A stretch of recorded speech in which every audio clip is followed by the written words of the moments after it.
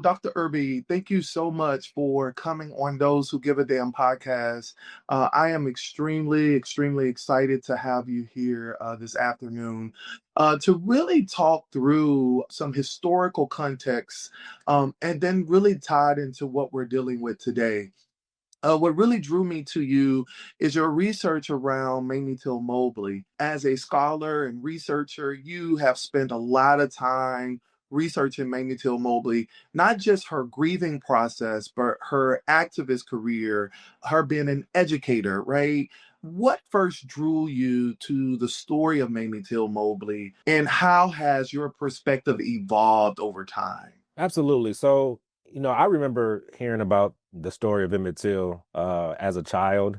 I'm not too sure if I learned about the story in school, but I know that I knew the story growing up, and I went to college in Mississippi, Tougaloo College, down in Jackson, Mississippi, and of course the Emmett Till story is circulated there quite often. And so I knew in college that I was majoring in English. I was interested in African American studies and history. And of course, that is a triggering point in that field of study. So the story had always been with me growing up and in my college years. And when I started working on my PhD at Penn State University in 2015, so I've actually been thinking about Mamie for about a decade now. I was in the seminar that was built towards studying women speakers. And so I knew even in graduate school that I wanted to, study the civil rights movement, the civil rights era, and look at Black activism more broadly. So I thought in this seminar, this would be a great time to start trying to think about women speakers historically, Black women speakers historically. And we were also in this time right in the middle of the Black Lives Matter movement. I moved to State College, Pennsylvania, where Penn State is, in 2014, and I moved there probably a week or so before Mike Brown was murdered, and so that's on my mind as I'm starting graduate school. And a year later, when I'm working on Mamie Till, I think Freddie Gray in Baltimore was killed, and so constantly thinking about these BLM deaths, we always think about Emmett and Mamie. And so as the coverage of Freddie Gray was happening, this was also an anniversary year for the Emmett Till killing. And so I was thinking about, the history, the present, and also for my seminar, who could I kind of work on that would touch on all of these things simultaneously? And the answer was Mamie.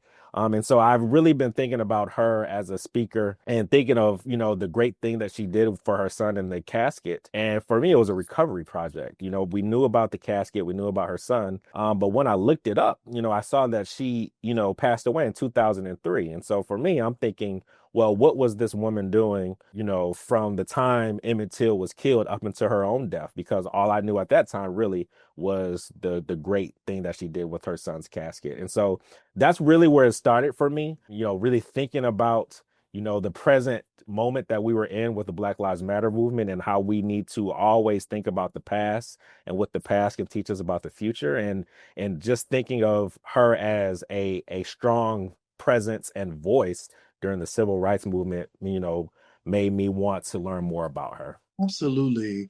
Walk my viewers through who was Mamie Till Mobley before and after 1955, beyond the open casket movement. Absolutely, absolutely. So that's one of the things that I really wanted to, try to pinpoint for my own research is just, who was this woman outside of this, grieving Black mothering moment that we constantly put her in. And for me, it's important to understand that while we think of Emmett and Mamie as people who were local to Chicago, we also need to know of them as a family that is a part of the Great Migration story.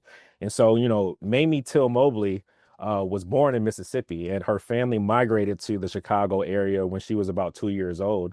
And so when we think about, stories of migration, we also need to know that although this family was kind of rooted in the Chicago area, they bring that Southern tradition and that Southern culture with them. And so for me, it's important to know that Mamie Till was grounded in family. She constantly talks about the amount of people that her mother and her family were helping to move out of the South into the Chicago area for a better life, for jobs, and to kind of flee, the racial violence of the South. And so that's a very important aspect of her, just having that family elements there. And, that helps us understand who she was as a mother and when her only child was born. And another aspect about Mamie Till, prior to this 1955 moment, is that she was a very spiritual woman. She was a church mother in the denomination, the Church of God in Christ. She and her family kind of helped some of these Kojic churches start in the Chicago area. And as we know, Emmett Till's funeral was at, a very prominent Church of God in Christ church in Chicago. And so understanding these dynamics, that she was, a spiritual woman, and she was also a woman who knew the importance of family, that really helped me think about how she was treating her son as he was born and as he kind of grew up under her training. And, one of the most important things for me in my work is just really thinking about her not only as this one Black woman, but a Black woman who's kind of operating in the African American, civil rights rhetorical tradition. And so what I like to do is really think about, the idea of how she was not only mothering Emmett Till, but educating Emmett Till. And so one of the things that I look at is right before Emmett Till goes to Mississippi in 1955, how is Mamie Till preparing her son for this trip? And what I found is she did what lots of other Black parents do, which is have this talk, what we know in the Black community as the talk, which is this idea that you are a Black person in America. You're going to encounter, people in law enforcement or white people more broadly in Jim Crow America, who will look at you in a particular way. So these are things that I need to teach you. I need to tell you on how you should navigate the terrain of the environment that you are in. And obviously, we're still thinking about, hearing about, and giving the talk today in Black communities. And so just really thinking of Mamie Till not necessarily as a civil rights hero yet, but as just a regular person, a regular Black woman, a regular mom who loves family, who loves her church, and is trying to figure out the best way to nurture and, love her son. And of course, after 1955, there's a different, element to her. She has tragically lost her only child in a very, brutal way. And so one of the things that I found that is interesting for her is she still wanted to give that love to someone. And so Emmett Till is no longer living, but she understood that there are still Black children on this earth that need her love, need her guidance. And so she sets on to become a teacher. And not only in a very traditional way, which she of course does. She is a school teacher, and she's teaching in elementary schools across Chicago, but she also understands the value of mentoring and teaching people inside and outside of educational or traditional educational spaces. And so just really understanding this woman as someone who has a lot of love to give and understands that, Black children need people in their communities to kind of uplift them and to educate them and things of that nature.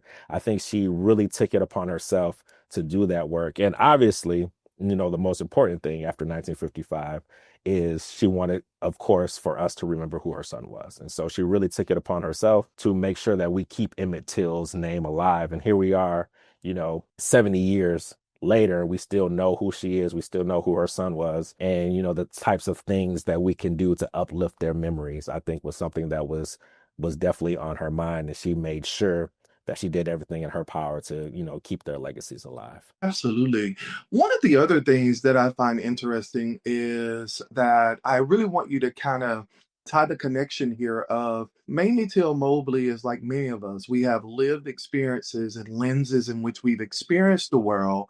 And you started to talk about that when you talked about her connection to Mississippi, her connection to the church, her connection to community. And so we all have lenses in which we experience the world and see the world that really craft us to be the person we are and to really engage us into the movements that we get into. With that being said, why did Mamie Till Mobley, in an environment that she was living in 1955, decide to have that open casket funeral to show the world what happened to her son? And can you also connect it in context to my viewers today of why it is so important to use those lived experiences to kick back on injustices that we see in our community from a research perspective? Absolutely. Absolutely. I think we've probably all heard, the slogan, seeing is believing. And I think, Mamie Till, she really understood that idea that there is no way people are going to believe what happened to my son. And, we're not, thinking, of course, what happened to Emmett Till would be tragic for anyone, but we're also thinking about a 14-year-old child, who had really wasn't even a month into his 14th year. And, his birthday was, July 25th. So he was a fresh 14-year-old.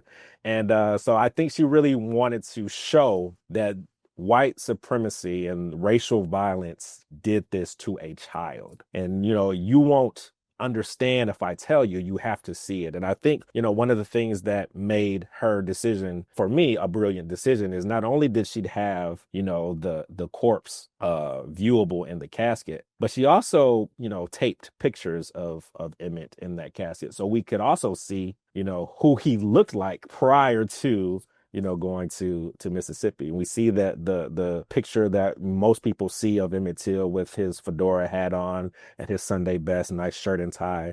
She has pictures taped to the casket of, him leaning on a television set, and of course a picture of them together. And what she really wanted to show is, this is what racial violence ripped away from me. This idea that I had a son, I had a child who should be considered a native son of this country.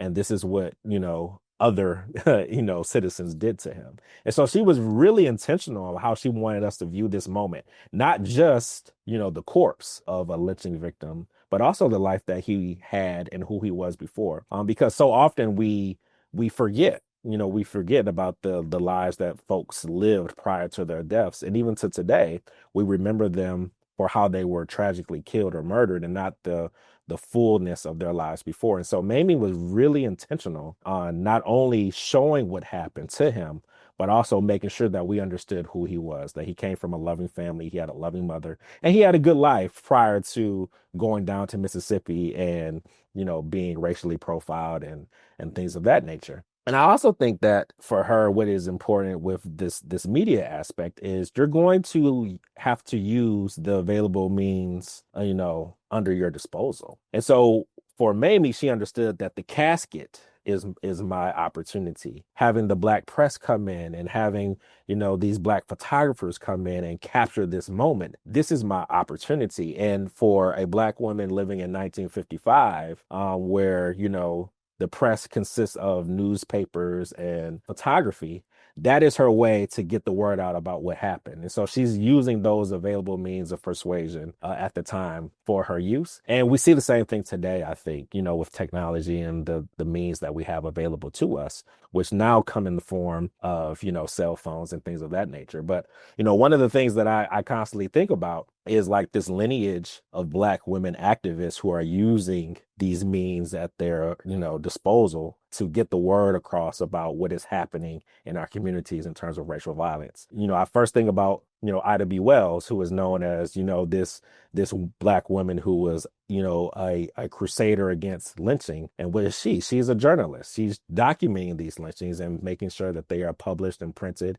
so people know. And then we see Mamie Till Mobley, who's doing the same thing with her son in his casket. She has captured this moment of seeing her only child who was viciously killed, and she uses his corpse and his casket to get the word out so people will know. And even if you think about 2020 George Floyd, the same thing with, the young teenager Darnella Frazier, who takes out her cell phone, who documents that moment. She then uploads it to her Facebook account. And when people, ask her, why did you do that? She said, I wanted the world to see, which is, language that comes right out of Mamie Till Mobley's mouth. And so we just really want to think about, not only are these individuals doing, work that is courageous and brave, but they're also understanding, what do I have under my disposal that I could use to also do the work? And so we see journalism, we see the casket and, the photography of that moment. Now we see what is happening with cell phones and social media.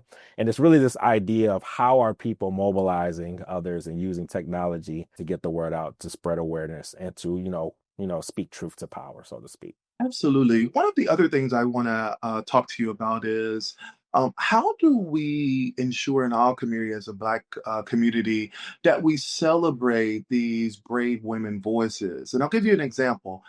Fannie Lou Hamer, who, as you know, we're both from Mississippi, was a powerful voice in the civil rights movement.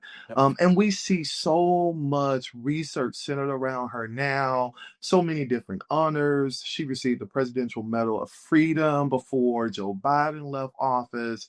But Fannie never got to see all of this accolade for the work and the impact that she had on the movement. And I admire your research because it centers Mamie in a way that we're able to see her through those multiple different lenses. How do we keep their legacy alive, but at the same time, what should we be doing right now to honor Black women that are in the movement through research, through other different forms of accolades for them now while they can see it? Yeah, so I'll go back to what I was saying before about Mamie is this idea of not looking at her or Fannie Lou Hamer or other people as, sole linear voices, but people who operated on the tradition. There is already a rich legacy of Black women speakers, Black women activists, Black women who are trying to, create a democratic society for all. And so what my research does is not only try to uplift and recover singular voices, but then it tries to put them in communication with others, whether that is through the research that I'm doing, or also, shedding light on what you, just said on how we can commemorate them after they are no longer living. And I think one of the great things about what is happening in our current moment when we think about Emmett Till and Mamie Till Mobley is we are trying to now carve them into the fabric of American identity. And one of the things that we see that happening is with monuments and national parks. When we think about, the visuals of the United States, we always, or normally we deem things important when we can attach them to a monument, when we can attach them to a statue, because then we see that their accolades or their, visions for society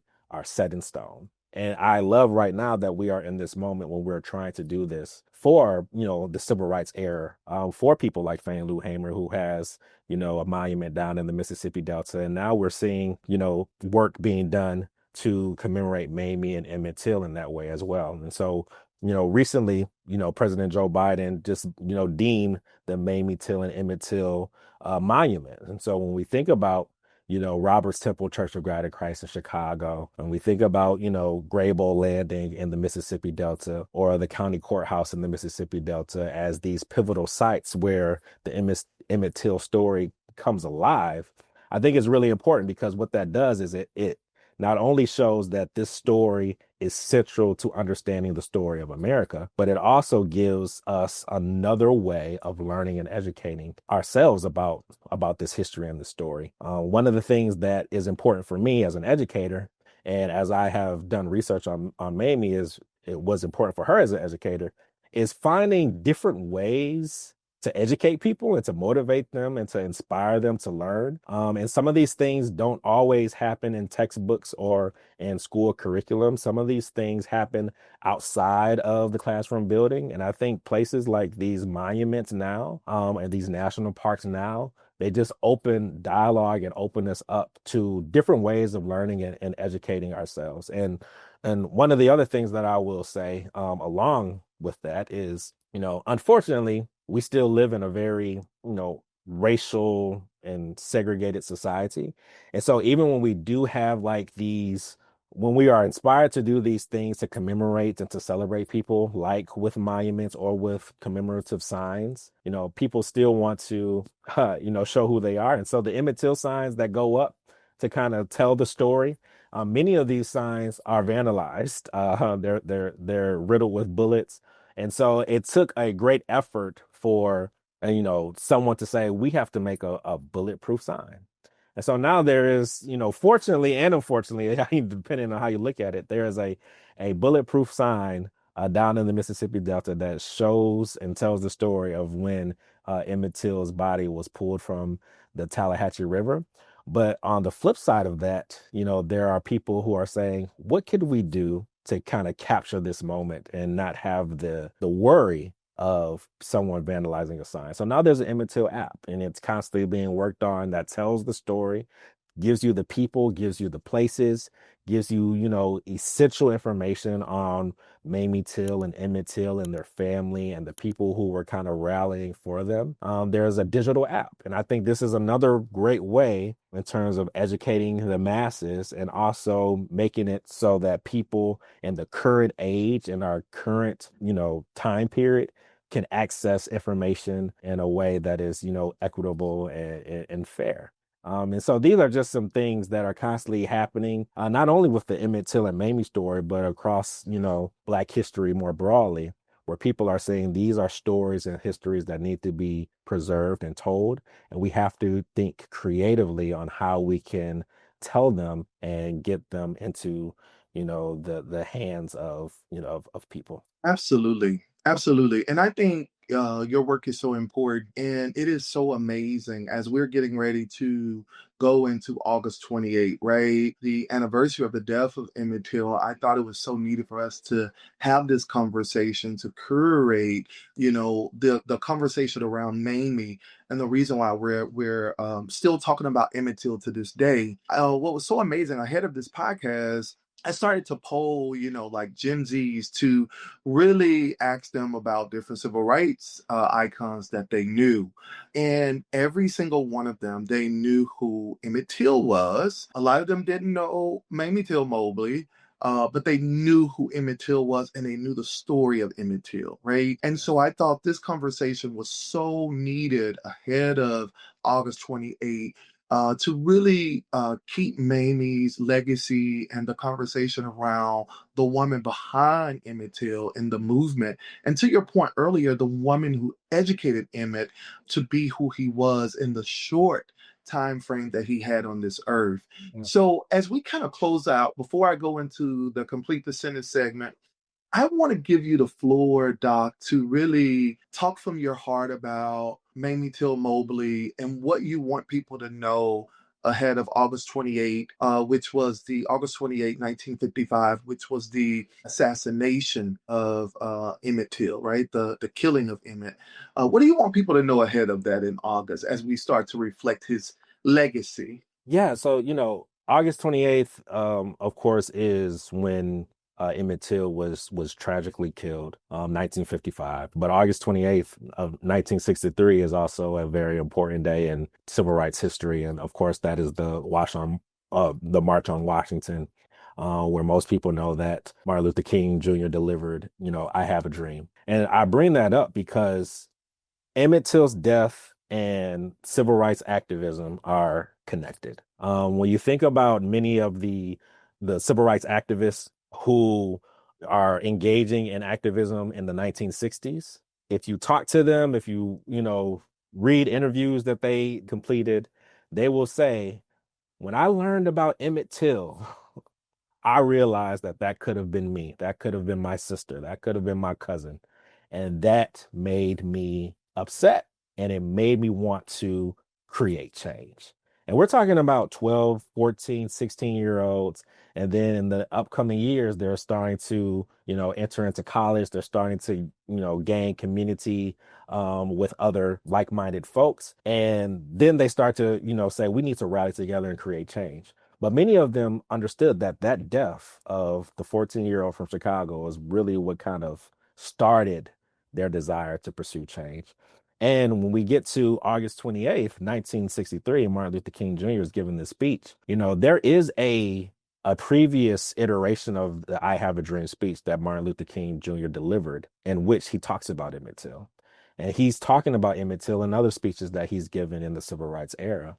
And so obviously Emmett Till is on one of the most well-known civil rights world leaders that we know of. And so I say all of that to say that Mamie is the reason that we know who Emmett Till is. Mamie is the one who intervened and said, "Hey, okay, my son has been killed. I don't want him buried in Mississippi. Bring him back up to Chicago. I need to see him. I need to get his body for myself."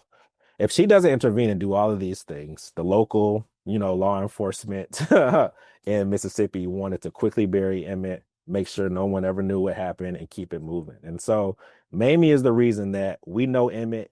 Emmett then inspires a generation of civil rights leaders and activists. Many of those, the things that they did are, you know, in the air today and are a big reason why many of us can live the lives that we're living today. And so I say all of that just to say that, of course, when tragedy happens, it is unfortunate, it is sad, but it's also a way for people to be woken up and to mobilize. And of course, we saw that with Emmett Till in 1955, and we see that with a host of people over the last decade or so. And so what I would just want to leave with is, these things are triggering and they're hurtful, but they can also be used to kind of like spark an engagement and, pursue social change and radical change and racial changes and all of those things. And so I think Mamie Till is at the top of that list in terms of taking her grief and trying to mobilize the community to make something better. And that's, I think, is one of the best takeaways that we can gain from her, because, she's living with the death of her only son, and yet she is still, moving on and trying to create a better world, not only for, local people in Chicago, but society at large. Absolutely. Absolutely. And I want to ask you this, and you can complete this in one sentence. If we let Mamie Till Mobley story fade, the next generation will. That's a very deep and profound thought. I think, the next generation would lose sight of purpose because, one of the things that happened with Mamie is, although she lost her only child, she never lost her purpose. And she mentions that in her memoir. That, she really believes that, she lost one child, but then God gave her hundreds more as an educator. And I think one of the things that we can do is just constantly be reminded of our purpose. That even when tragedy strikes, we can still move on and often use that tragedy to catapult us into the vision. And I think that's something that we need to, constantly think about and remember. Because so often, and I think people want to leave that Emmett Till story with the violence, that this young child was brutally killed. He was removed from this earth. He was taken away from his mother. And that is what happened down in Mississippi. And that's the story. No, the story is that a community rallied around this Black mother and wanted to receive justice in a legal way. And when they didn't receive that legal justice, they still tried to pursue justice in other ways, whether it was through education, whether it was through media, whether it was through other types of means. And so this idea of purpose, I think, is very important. We can't lose her story because she gives us this idea that there's always purpose in the tragedy. Absolutely. Absolutely. Thank you so much. How can my viewers get connected with you in your research and the work that you're doing? Good question. The answer to that used to be, just follow me on Twitter, but I'm not necessarily live on Twitter these days anymore. But I definitely can be found online through my professional work site at the University of Kentucky. That's normally where I post a lot of my publications and my research. And I'm also going to do a better job of posting, other types of media that I'm engaged in as well. Thank you so much. I really appreciate you for coming on today. And I look forward to engaging with you more on the podcast as we kind of bring these short segments to my audience to really educate them on some of the historical figures, that shoulders that we truly stand up on. So thank you again so much, Doc, for coming on. I appreciate you. Absolutely. And thank you again. I appreciate it. Yes, thank you for having me. This was a joy to be on today. Awesome. Thank you again. I appreciate it. All right, thank you. Bye bye.